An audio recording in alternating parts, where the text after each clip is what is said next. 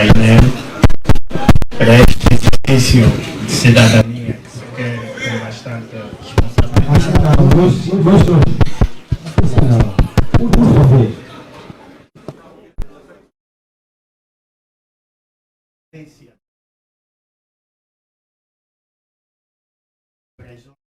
Possível produto graças e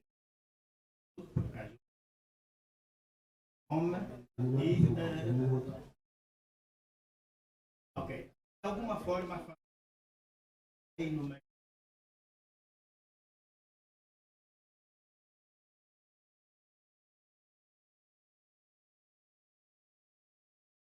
que políticas ou que intervenção gostaria de ouvir, que mensagem gostaria de ouvir o Presidente da República a lançar aos jovens, como é que caracteriza o atual segmento da juventude, de número de desemprego, e que soluções, quiçá, apontaria com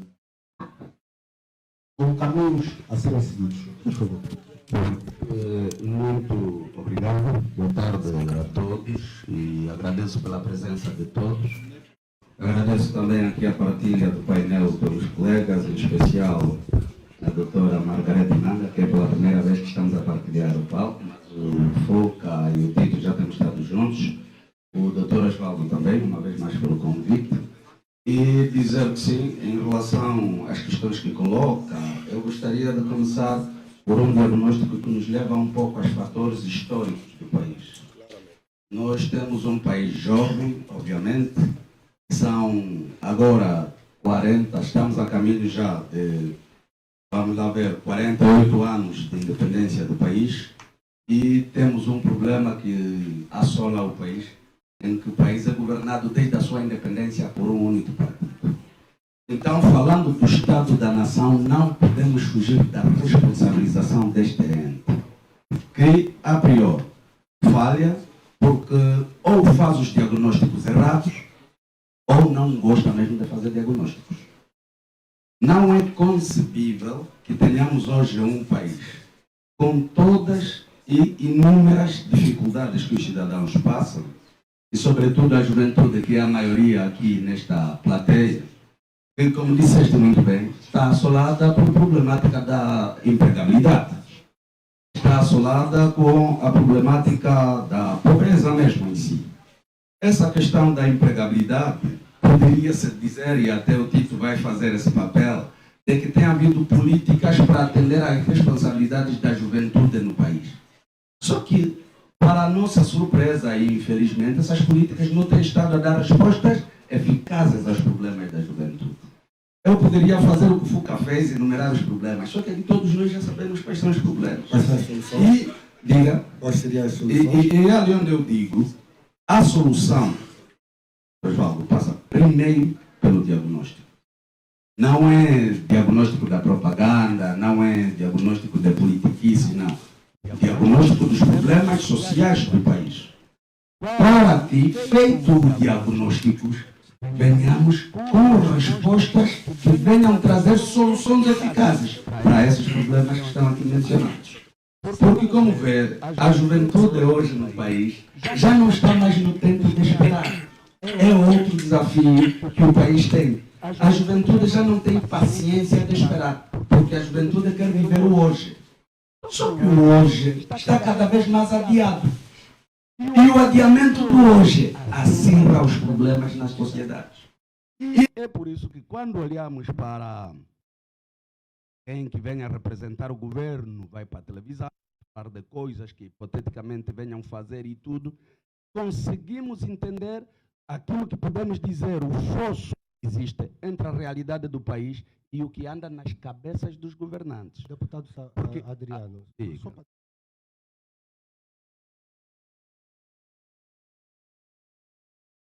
Fazer tudo lá, isso. Um momento só, lá, e lá tem algum... Osvaldo. Quando leu, qual é a percepção que tem? Osvaldo, você fala do plano. Tem tanto plano, pro jovem, casa de não sei aonde, emprego de não sei aonde. E o meu problema é o reflexo disto tudo na vida dos cidadãos. Este aqui é o problema do país. Agora, que os títulos escrevem muito, escrevem. E depois o que escrevem serve para quê? É o problema. Este é o problema. Então, neste preciso momento, o país já não precisa de tantos planos. Se houvesse esforço de trazer para a prática 8, 10, 12, 15% do que já se escreveu, teríamos um país diferente do que temos hoje. Mas o problema é que escreve-se tanto e não se pratica absolutamente nada. Um minuto, ok. Doutor deputado, Jano Sapinala, há algum tempo na Assembleia, é deputado pertencente a um dos maiores partidos políticos, hein? Tivesse que apresentar soluções para o problema de empregabilidade da juventude, quais são os caminhos que apontaria? É assim, as políticas para o problema da empregabilidade são várias. Eu não vou dizer assim que todos que precisam de empregos têm que ser, por exemplo, eletricistas. Não. Mas já se fez algum estudo para se poder ver qual é, não diria bem vocação, porque estamos muito longe para falar de emprego na base da vocação. Um estudo, por exemplo, quantos estudantes entram na universidade por ano? Quais são os cursos de sua especialidade?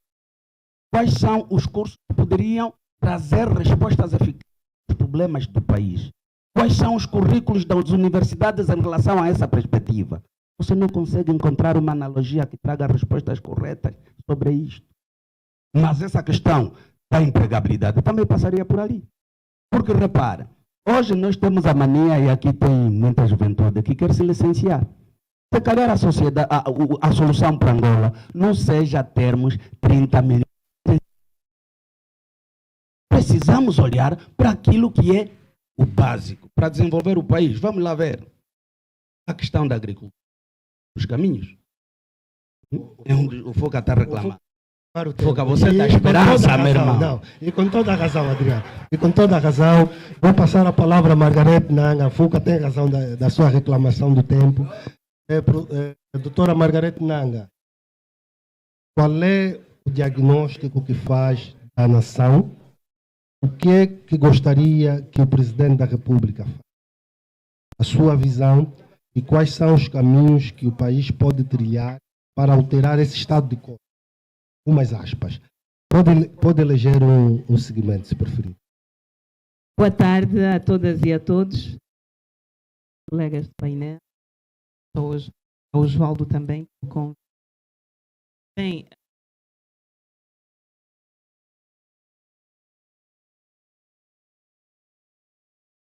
texto está escrito. Temos aqui.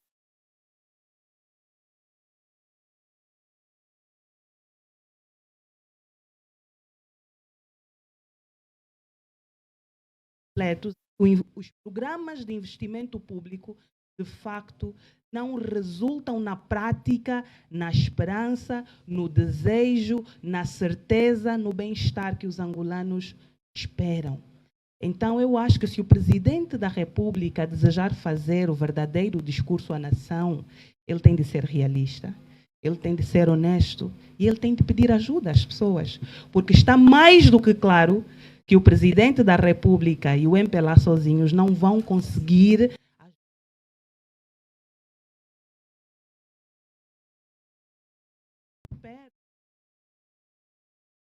do Presidente para além do essa dimensão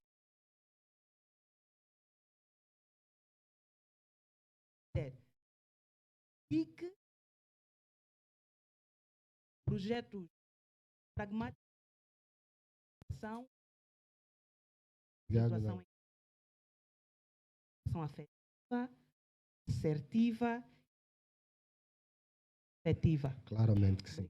Vou passar a palavra ao Tito, que é, por sinal, também um dos nossos intervenientes, para o Tito Cambães, de viva voz, apresentar a sua visão sobre a nação, aquilo que o Presidente da República poderá trazer aos angolanos e, quiçá, também apresentar soluções dos vários problemas que enfermam o próprio país. Tito. Primeiramente, boa tarde a essa grande plateia. Estender também o boa tarde aqui aos meus colegas de painel.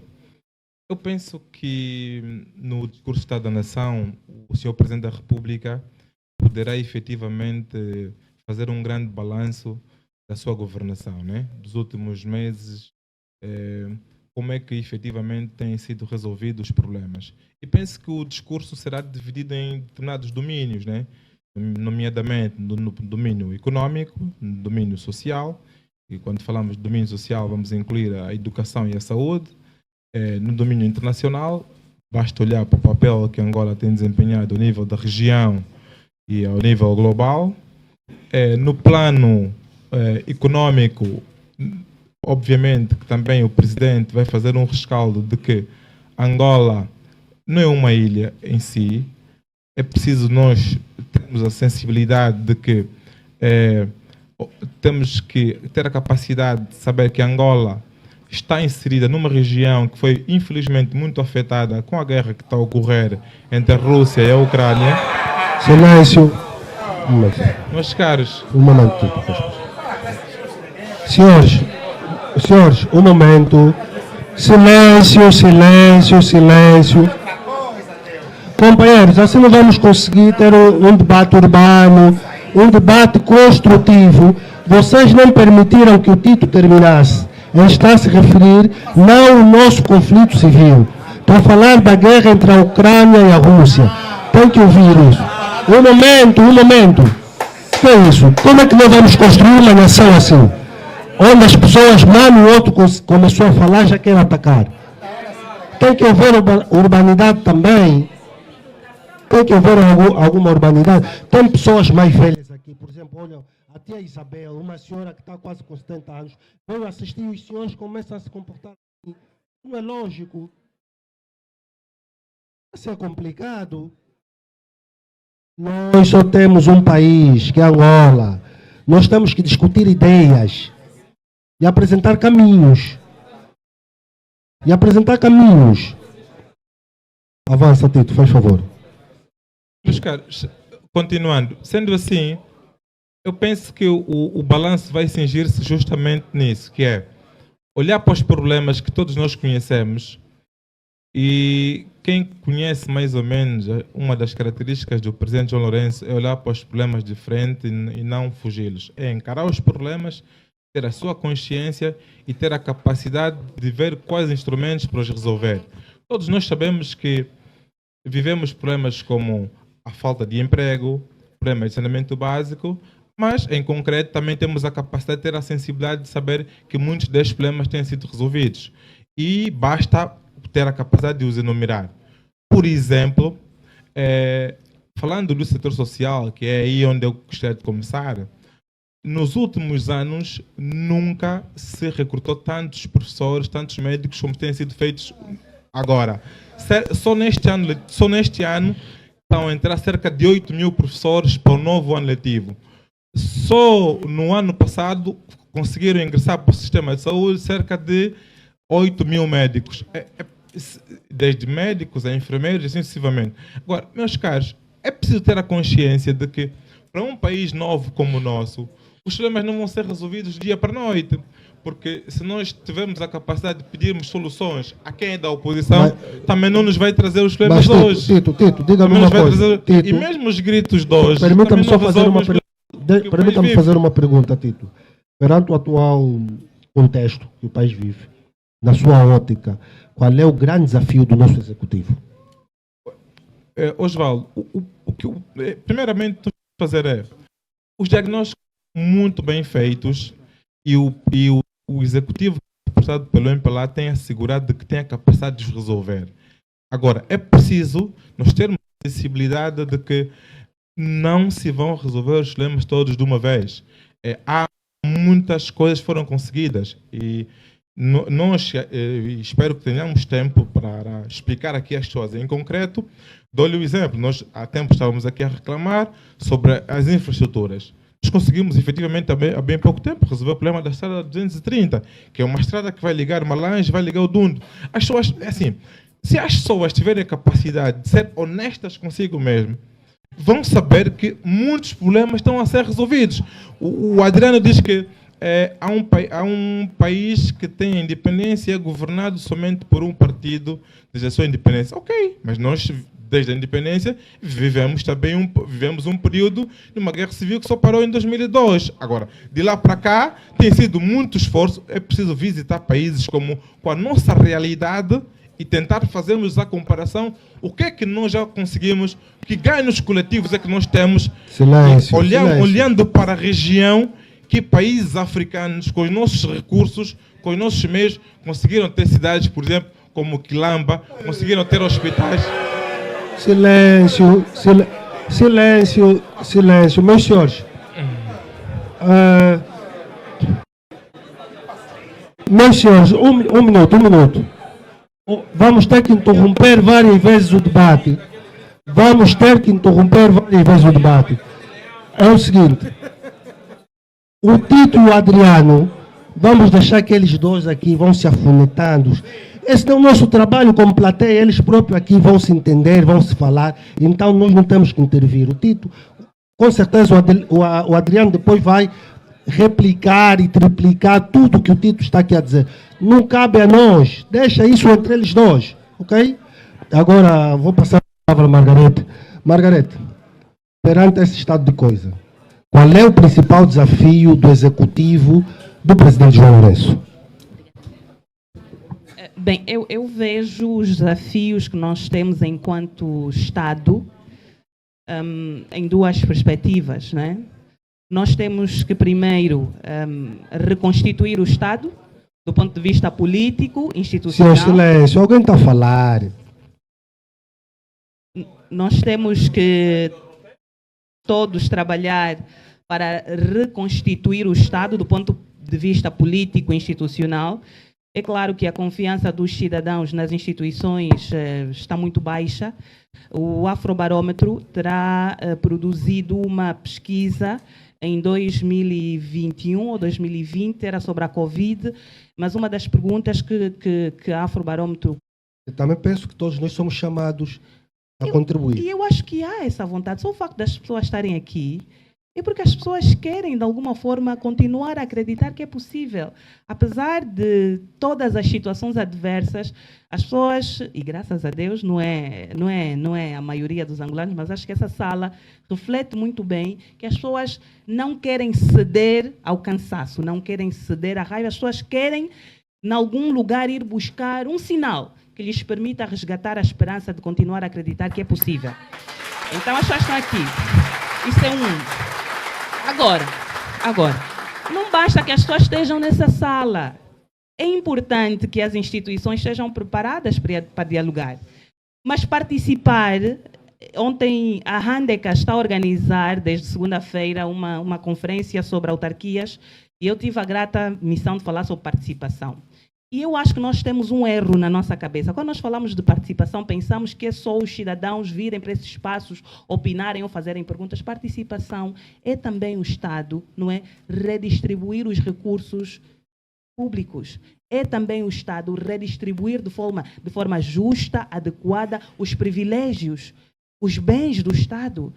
É também o Estado, por via das políticas públicas, alcançar os cidadãos ali diante das suas necessidades de educação, de saúde, de saneamento, de energia, de água potável. Isso também é participação. É os cidadãos participarem, não é, dos bens, do patrimônio, dos privilégios e de tudo aquilo que o Estado gera. Participar não é só toda hora chamar os cidadãos para virem dizer qual é a solução. Isso custa dinheiro. As pessoas gastaram dinheiro de táxi. As pessoas fazem esforço intelectual, não é? Que é bom, em nome da pátria, devemos continuar. Mas o Estado também tem de ter políticas, canais, instrumentos, mecanismos de apoiar a participação do cidadão, Obrigado, de encorajar a participação do cidadão. Então, eu acho que a solução passa por uma reforma interna, primeiro, e interna, a começar pelo próprio MPLA. O MPLA tem de sentar muito seriamente, friamente, serenamente e conversar.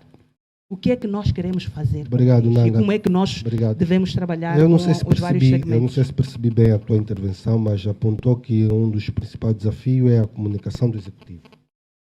Eu não disse isso, mas sim a forma como comunica, Assim, como mina a confiança. Mina a confiança. Fuca, concorda com o que a Nanga disse? Bom, concordo, sim. Mas deixa-me fazer aqui uma nota. Eu penso que nós estamos aqui a fazer um exercício de bastante seriedade. Isto é uma nota também à plateia. A forma como nós discordamos dos outros pode revelar intolerância. Claramente. E é exatamente isto que nós temos que evitar. Se achamos que somos democratas para fazer melhor do que os outros, em determinados momentos não podemos ser intolerantes para impedir o exercício de direitos ou cidadania também dos outros. Isto para dizer que o que nós estamos aqui a fazer é um exercício que busca contribuir para os problemas que nós temos. E nós enumeramos aqui uma série de problemas que é verdade que, enquanto jovens, a nossa participação deve ter o foco de olhar para as soluções. Eu devo concordar, sim, com a doutora Margarete. É verdade que há um déficit de comunicação do Executivo, e eu já disse isso a alguém do Executivo, de que há coisas até boas que o Executivo faz, mas comunica mal, e as pessoas não percebem, né? Então, é importante que este pressuposto da comunicação seja muito diferenciada daquilo que é a propaganda, né? Às vezes confundimos muito a propaganda que se faz sobre uma coisa com a comunicação. Quando é propaganda, a percepção não é a mais adequada, né? E quando é uma comunicação bem realizada, as pessoas percebem que realmente o Executivo esteja a fazer também boas coisas, né? Não queremos aqui dizer que o país só vive de problemas, não. Há aqui coisas boas que eu acho que também... boas que podes aqui sublinhar? Eu acho que sobre coisas boas seria o Executivo a falar e, sobretudo, não, foste os você militantes... que agora. Deixa-me terminar o raciocínio. Silêncio. Deixa-me terminar o raciocínio, né? Eu não estou aqui para aplaudir as coisas boas do Executivo. Eu não estou para fazer esse papel, porque já tem aí os ministros, tem os militantes do MPLA que suportam o Executivo. Mas eu posso reconhecer alguns pressupostos bons e que nós podemos, de alguma forma, ajudar com melhor contribuições. Por exemplo, e eu estava a fazer nota de como é que nós podemos empoderar os angolanos. E eu estava a perguntar o seguinte: como é que, por que o Simplifica, e é uma boa medida do Executivo, o Simplifica é uma boa medida e vem em boa hora. Mas eu estava aqui a me perguntar, por que o Simplifica não chega na economia e na banca?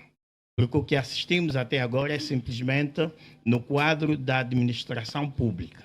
E gostaríamos que também se estendesse à banca e à economia. O que é que nós podíamos ganhar com isso? Por exemplo, no setor da agricultura, nós estamos com o problema da fome, queremos mitigar a fome. Se nós não produzirmos, nós não vamos resolver o problema da fome, porque nós vivemos muito da importação e não há divisas para o efeito. Então, era importante que o Estado, através desse programa Simplifica, entendesse estender até a banca e a economia no quadro da agricultura, para facilitar aqui um processo que é muito bom, sobretudo para aquelas pessoas que empreendem. Eu sou um empreendedor nesta matéria também, sobretudo no quadro da agricultura. Eu vejo que há muitos angolanos, muitos cidadãos, muitos jovens que têm terra onde tem água, terras que dá para produzir, mas as pessoas não têm a capacidade de começar uma atividade agrícola. Hoje, se você quiser começar uma atividade agrícola, tem que contar com a banca. Os requisitos que a banca solicita, as pessoas não estão com esta capacidade de cumprir. O que é que eu acho no quadro do Simplifica, e que o governo podia ter uma visão de apadrinhar, inclusive, a banca, né, para facilitar maior crédito aos jovens que querem apostar na agricultura? Era, sobretudo, facilitar a legalização dos seus terrenos, né? Para que junto da banca consigam então o crédito e começarem a produzir. Tudo numa estratégia redefinida sobre a política da agricultura. E nesta base, os terrenos das pessoas já podiam servir de hipoteca para conseguirem o crédito e assim estaríamos a facilitar a produção interna. E com produção interna, nós teríamos baixado, sobretudo, os produtos da cesta básica. Quer dizer, há aqui uma cadeia que se interliga entre uma iniciativa do executivo, né, e um propósito daquilo que os jovens querem. A outra medida seria, sobretudo, empoderarmos os jovens no seguinte tema. Eu sou um jovem empreendedor, como disse também, e tenho sentido com bastante preocupação que a nossa economia não é dominada maioritariamente pelos angolanos. Não é. A nossa economia, quer ela, a grande e a pequena, é dominada maioritariamente pelos estrangeiros. Deixa-me só terminar o raciocínio, porque é uma contribuição muito boa. Tá bem. Eu vejo que este pequeno comércio, o médio comércio, que está na mão dos libaneses, dos eritreus, dos chineses, dos portugueses, na construção, na mecânica, na comida, este problema nós teríamos resolvido com o Simplifica. Se as administrações municipais, através de uma visão política do Estado, que pudesse catalogar os jovens que já têm iniciativa empreendedora, aquele jovem que tem uma oficina mecânica, que só consegue arranjar um carro porque não tem materiais para fazer uma grande oficina. Aquele jovem que tem uma cantinazinha, precisa crescer mais para dar emprego e para potenciar a si mesmo e as famílias. Eu acho que as administrações municipais podiam catalogar estes jovens nos seus respectivos municípios. Obrigado. Criar uma estratégia de conceder créditos, o microcrédito, na base de um processo que facilita. Obrigado. Porque nós não vamos criar empregos se nós não financiar a economia. Nós não vamos desenvolver a economia se nós não investirmos na economia. Então, obrigado, o Simplifica podia ter essa característica. Obrigado, Foucault. Um pouco da administração pública, mas que também tivesse repercussão na economia e na banca. Obrigado. Tito, enquanto jurista, como avalia o sistema judicial angolano, ou o Estado do Direito em Angola e da Justiça? Osvaldo, o Estado da Justiça vai acompanhar o estágio da própria democraticidade do próprio país, né? Por exemplo, nós, a forma como vemos, a forma como a plateia, por exemplo, se comporta, é a forma como é um reflexo, mais ou menos, de como é que as coisas são. Dito de outro modo, se nós queremos que um país cada vez mais seja sólido, tenha instituições fortes, isto deve partir efetivamente de nós. A democracia deve começar nas nossas casas, deve começar nas escolas, deve começar no ensino primário, no ensino médio e assim sucessivamente. Eu penso que os juízes podiam vir até do céu, mas são pessoas, são humanos e devem sempre aplicar a lei com base na sua consciência e com base dentro do princípio da legalidade. E o que nós temos visto até agora é que temos bons juízes, temos instituições que efetivamente estão cada vez mais a consolidar-se e que vão acompanhar o estágio de democratização do nosso país. Apesar de que eu nunca me vou esquecer do debate em que devemos cada vez mais democratizar a democracia. O que é que isso significa? Quer dizer, que a democracia deve ser efetivamente testada, né? Penso que ainda a nossa democracia não foi efetivamente testada. E há meios, há mecanismos de cada vez mais em que os organismos entre si, à medida em que vão se tocando, as instituições vão testando a própria democracia. Agora, Osvaldo, é preciso, quando se vai entrar para um discurso de Estado da Nação, voltando a isto, é preciso fazer, eu penso que há um diagnóstico que tem que ser realista. Não adianta nós mentirmos as estatísticas. Os números, felizmente os números falam por si. E há números que efetivamente são realistas. E nós não vamos conseguir escamotear isso. Quer gostemos, quer não, há números que vão falar a verdade, né? Números como o quê? As admissões em matérias como de professores, os números são claros. Os hospitais que estão a ser criados em sede do PIM são claros. E isto ninguém pode escamotear, ninguém pode efetivamente negar que estão a ser construídos inúmeros hospitais com o PIM, ninguém pode escamotear a verdade que estão a ser construídas inúmeras escolas com o PIM, ninguém pode desmentir, ninguém pode efetivamente desmentir que a nossa região decidiu qualificar o presidente João Lourenço como um dos grandes promotores da paz na região, e isto ninguém pode desmentir. Ninguém pode desmentir.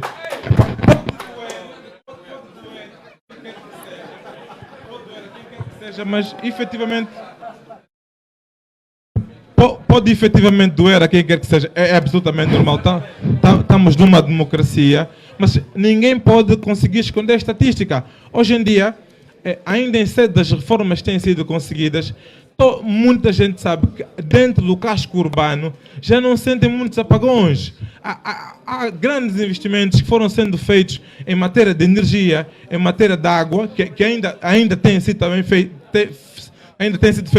investimentos muito desafiantes, mas efetivamente têm-se feito muitos investimentos. Agora, não adianta aldrabarmos, não adianta virmos, não adianta escamotear a estatística, os números falam por si. A Margarete quer rebater a sua visão. Não, sim, isto é uma democracia. Só um minuto para a Margarete introduzir o que pretende. Não, o que eu gostava de dizer em relação ao que o Tito e um pouco também ao que o Fuca disse é que eu acho que não é sobre os que ingressaram, é sobre os que estão fora. Não é sobre as crianças, não é só sobre as crianças que estão no sistema de ensino, é sobretudo sobre as crianças que estão fora.